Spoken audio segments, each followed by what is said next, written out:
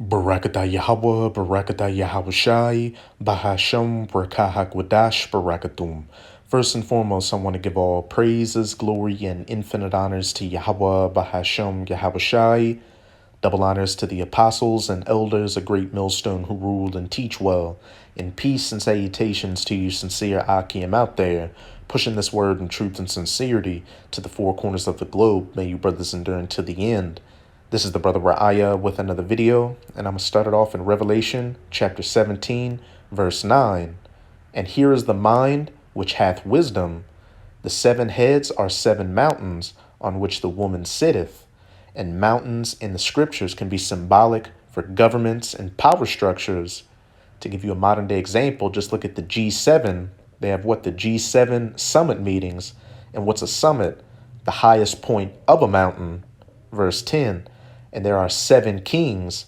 And this is going into the Edomite power structures that existed in the past and some exist today.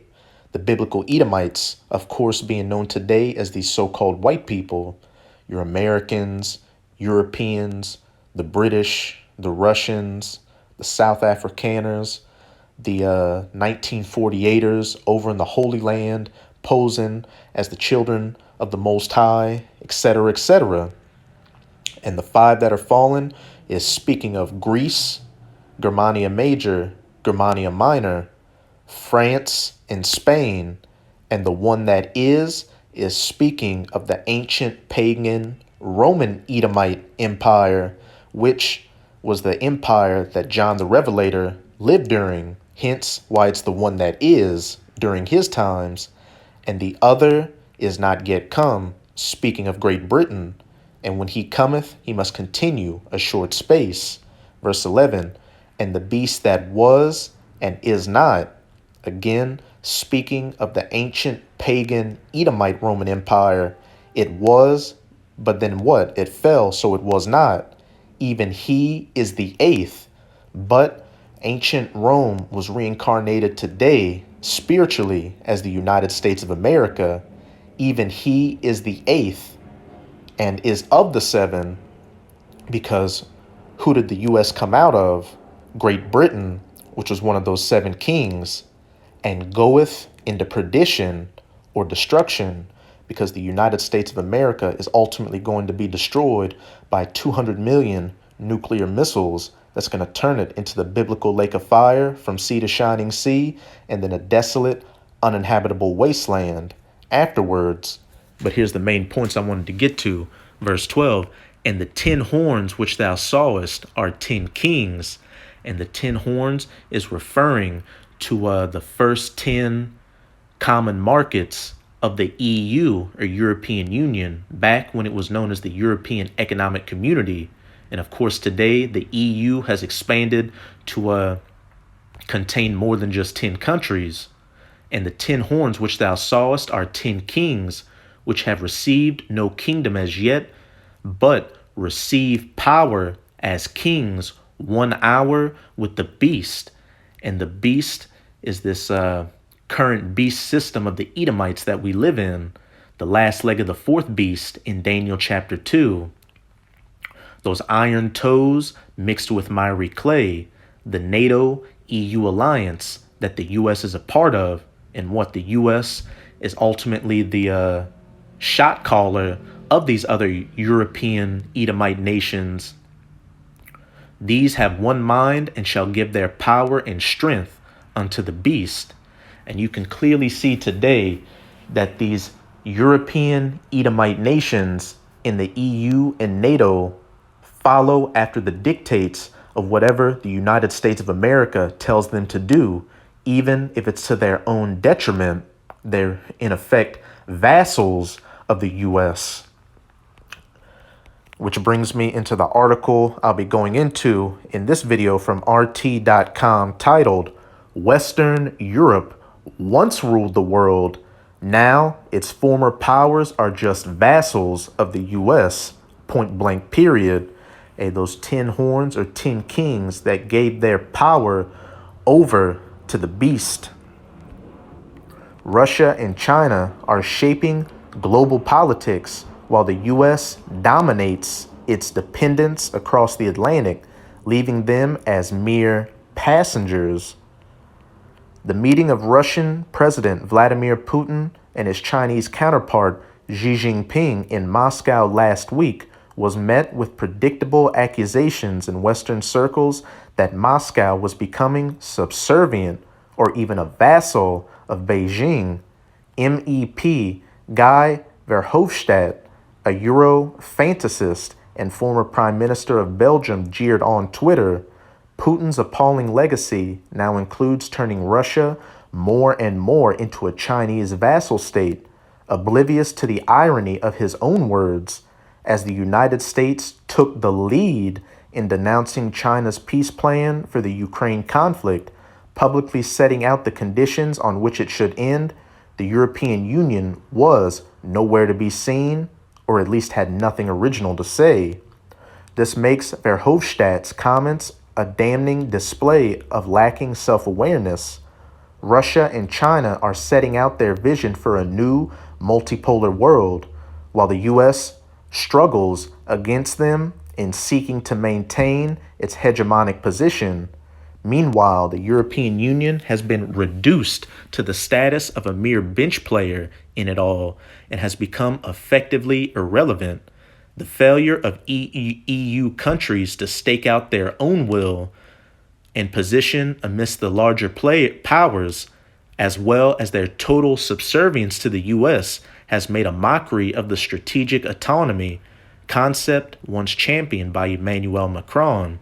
Because again, it's all a part of biblical prophecy for these European Edomite nations to give over their power to this beast system, which the United States of America is ultimately the shot collar of. When you go back into Revelation chapter 17, it talks about that whore that rides upon the beast. Mystery, Babylon, Babylon the Great, the mother of harlots, the United States of America. Strategic autonomy is a principle of European integration where the EU should be an actor in a multipolar world which advocates for its own interests and pursues its own agenda. Supporters of this principle insist that the EU should not blindly follow the will of the US when it comes to every foreign policy issue, but should be proactive and enhance its role on the world stage. Therefore, they should not, as is commonly demanded by Washington, take sides on matters such as a new Cold War with China. The term gained growing traction during the years of the Trump administration when Europe's relations with the U.S. hit a low due to his particular interpretation of the America First doctrine. And if you remember, during Donald Trump's presidency, he was heavily getting on these European nations for them not fitting their side of the bill for the upkeep of NATO.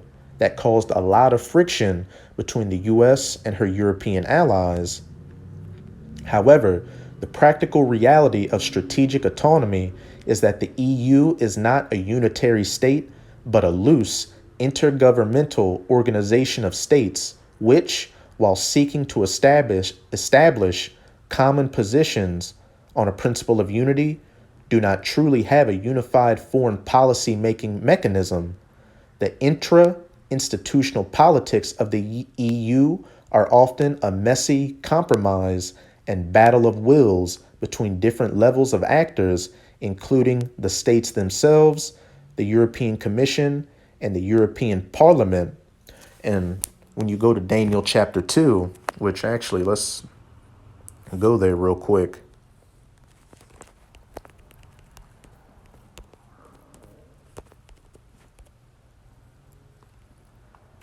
This is Daniel chapter 2. I'm going to start at verse 40. And what does it say? Rome and the fourth kingdom shall be strong as iron, for as much as iron breaketh in pieces and subdueth all things, and as iron that breaketh all these, shall it break in pieces and bruise. Talking about the ancient pagan Roman Edomite Empire. These were those legs of iron on that statue of the man that King Nebuchadnezzar saw in his dream that the prophet Daniel interpreted. And remember, back in Revelation chapter 17, the one that is and is not. But now we're going into the last leg of the fourth beast. And whereas thou sawest the feet and toes, part of potter's clay and part of iron, the kingdom shall be divided.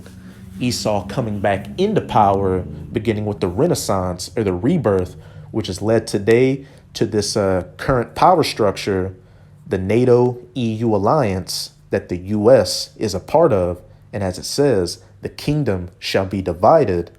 And what does it say in Mark chapter 3, I believe, verses 24 to 25?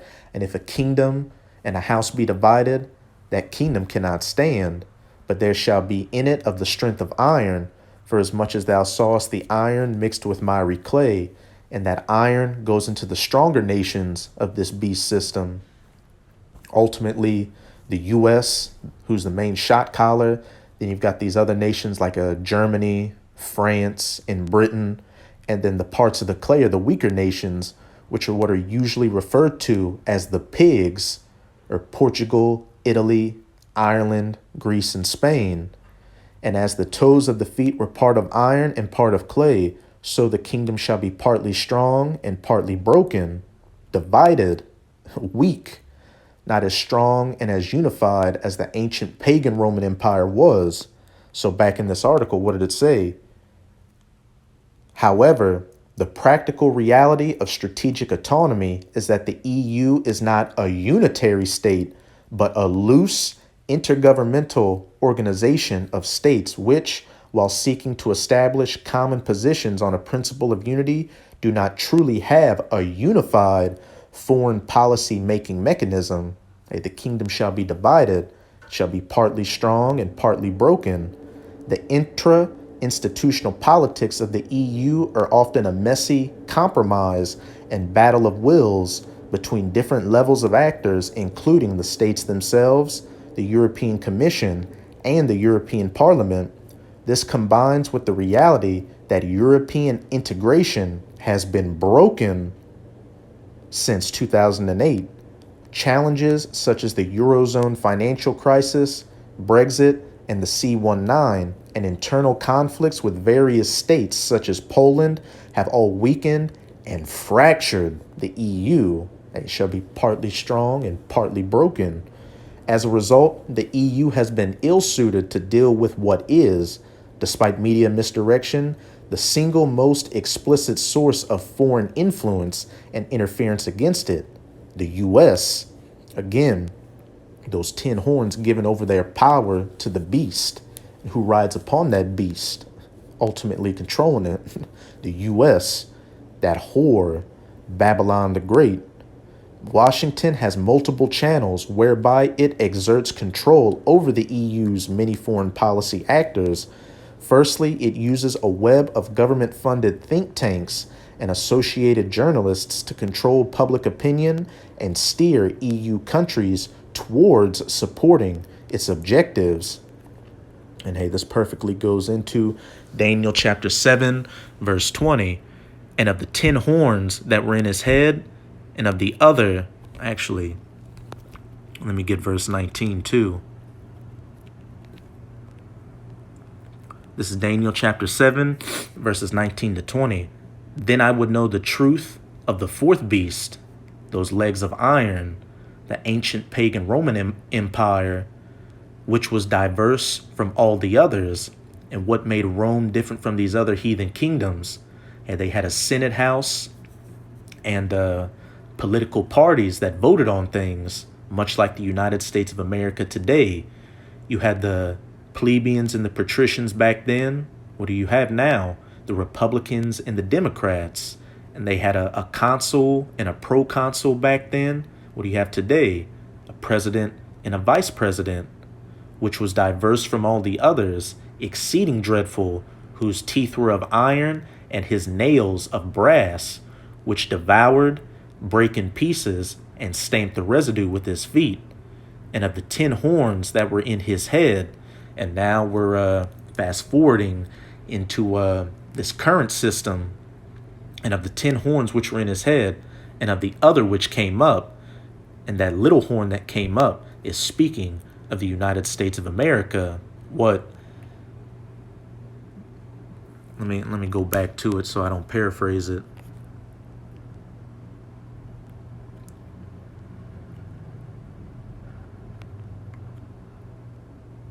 Where is it at? And the beast that was and is not, the ancient Roman Empire that fell, but was reincarnated back again as the United States of America, even he is of the eighth and come of the seven. What? Came out of Great Britain, that little horn that came up. And of the 10 horns that were in his head, and of the other which came up, and before whom 3 fell.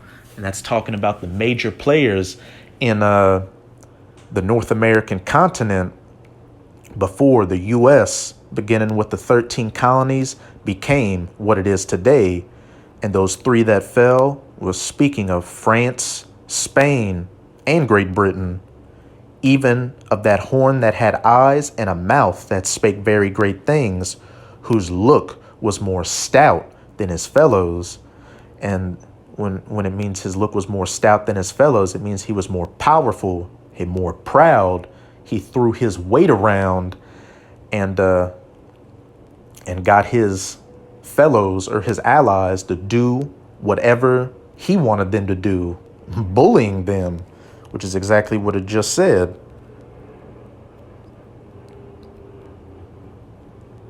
As a result, the EU has been ill-suited to deal with what is, despite media misdirection, the single most explicit source of foreign influence and interference against it, the U.S., whose look was more stout than his fellows. Like I said at the beginning of the video, the U.S. is the shot caller of this NATO EU system. Whatever the U.S. says, usually goes. And these European nations follow after the U.S., even if it's to their own detriment, which most of the time it is. Just look at the refugee crisis caused by the Syrian civil war, the Libyan civil war, and the war in Afghanistan. A lot of those refugees didn't come to the U.S., but they flooded into Europe. And look at the Nord Stream 2 pipeline project. That was a major project that was going to help out Germany mainly and other European nations in getting oil and natural gas from Russia. But the U.S. wanted its European allies to rely on her, so they sabotaged that program. And hey, now the U.S. got what they want, and the EU is paying more for U.S. oil and natural gas. Washington has multiple channels whereby it exerts control over the EU's many foreign policy actors. Firstly, it uses a web of government-funded think tanks and associated journalists to control public opinion and steer EU countries towards supporting its objectives, again, whose look was more stout than his fellows. Secondly, the U.S. has an extraordinarily political hold over the former Soviet bloc states to the east of the EU, with the exception of Hungary, which it uses to foment increased antagonism against Russia and China, and therefore undermines the attempts of the bloc's most autonomous and powerful states, Germany and France, to pursue more reconciliatory foreign policies. Thirdly, the U.S. uses the United Kingdom, that's 7, who the 8th came out of, as its primary cheerleader in Europe, be it from within or without the EU, to project its political will onto the continent and override the will of any defiant member states. An example of this is the BBC World Service acting as a massive propaganda machine to push narratives in line with Washington's foreign policies. Additionally, the U.S. has shown an ability to work with and weaponize the intelligence services of member states against their own countries, such as using the Danish intelligence to spy on other European leaders. Through all these factors, both past and present, the U.S. has been able to keep Europe divided, conflicted, and seemingly unable to pursue any foreign policy which actually meets European interests, as opposed to those of the US. This has culminated even to the extent of literally destroying the Nord Stream pipelines and then propagating a false narrative that Ukraine was responsible. The Ukraine war has ultimately only accelerated the isolation and irrelevance of Europe, which has strengthened the hold of the military-industrial complex over the continent, undermined its energy industries, and thus converted the term strategic autonomy into a laughingstock. One might ask, who is truly the vassal?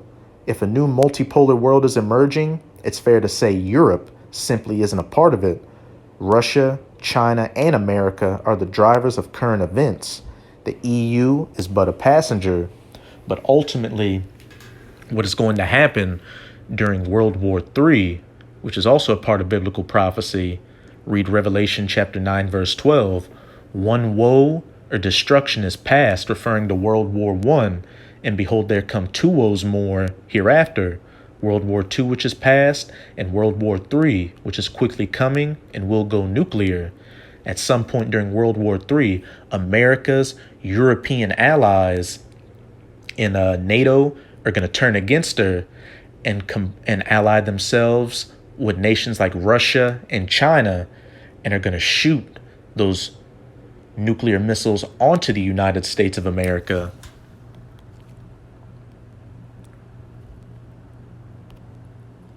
This is the book of Obadiah, and I'm going to start at verse 1 and jump around a bit. And this whole book is dedicated to the downfall of you Edomites. As the header reads, Edom will be humbled. The vision of Obadiah, thus saith the Lord Yahweh concerning Edom.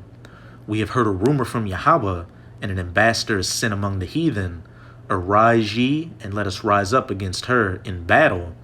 Now I'm going to jump down to verse 7. All the men of thy confederacy, or your allies, speaking of the United States of America, have brought thee even to the border. The men that were at peace with thee have deceived thee and prevailed against thee. America's European allies, they ultimately turning against her and allying themselves with Russia, China, and America's other enemies. They that eat thy bread have laid a wound under thee. These European nations receiving all that money to upkeep NATO and get those weapon systems, hey, they're going to lay that wound under America by turning around and using those very same weapons on her. There is none understanding in him.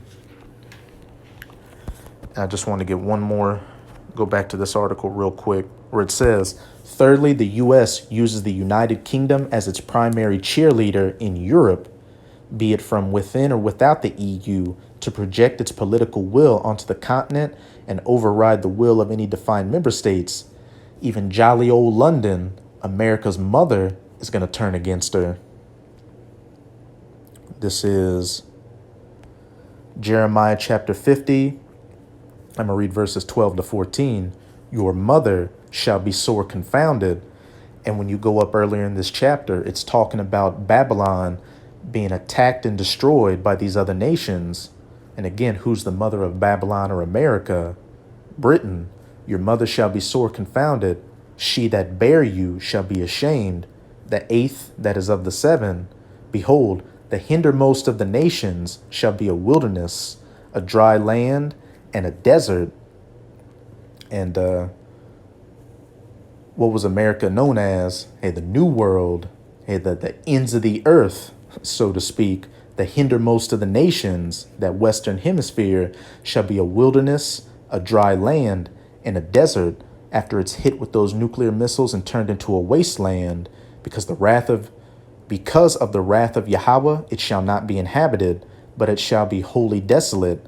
Everyone that goeth by Babylon, America shall be astonished and hiss at all her plagues. Put yourselves in array against Babylon round about, all ye that bend the bow. And that bow is symbolic for those missile silos and other launch platforms that these nuclear missiles are going to be fired from. Because when the prophets saw these visions thousands of years ago, they didn't know what a modern day nuclear missile was, so they described it the best way they could, as ancient weapons of war during their times, like bows and arrows. Shoot at her, spare no arrows, for she has sinned against Yahweh. The United States of America is a godless, satanic nation that pushes a philosophy completely contrary to the scriptures onto the rest of the planet. And we can't forget that this is the main nation that has afflicted the children of Israel, the apple of the Most High's eye. The true children of Israel being known as the so-called Negroes, Latinos, and Native Americans today. But let me get verse 9. Jeremiah 50, verse 9. For lo, I will raise and cause to come up against Babylon, the virgin daughter of Babylon, Babylon the Great, an assembly of great nations from the north country being Russia, because of what's north of the U.S., Canada, that Arctic Ocean region, and then Russia. And over the last couple of years, Russia has been building back up its military presence, nuclear included, in that Arctic Ocean region. And it's a well-known fact that Russia shooting missiles from itself and from its assets in the Arctic from the north to reach the U.S. would be the shortest trajectory time for those missiles to reach the U.S. And they shall set themselves in array against her. From thence she shall be taken. Their arrows shall be of a mighty expert man. None shall return in vain. Those nuclear missiles turning this place into a desolate desert, a wasteland. And that assembly of great nations from the North country are not just Russia's allies like China, North Korea, or Iran, but as I've been saying throughout the video, America's own allies, her European allies, these vassal states under her, ultimately turning against her and allying themselves with that North country, Russia, to shoot those missiles onto the whore. Now I'm going to close it out. Back in Revelation chapter 17, I'm going to jump down to 16. And the 10 horns being the EU or European Union, which thou sawest upon the beast, NATO, these shall hate the whore that rides upon the beast, and shall make her desolate and naked, and shall eat her flesh, and burn her with fire from those nuclear-tipped arrows, point blank, period. And we are quickly coming into these times. We can see that Esau Edom's power structure is collapsing all around us. Our salvation is nearer than when we believed. So that's it with this video. And with this video, I hope you sincere Akim and Akwath were edified. Just keep strong. We're almost out of this final wicked captivity of the heathen nations, chiefly of the Edomites, primarily from Babylon, Rome reincarnated, the United States of America. And as always, I'm going to say Abad Babal, Kwam Yasharala, and until next time, Shalom.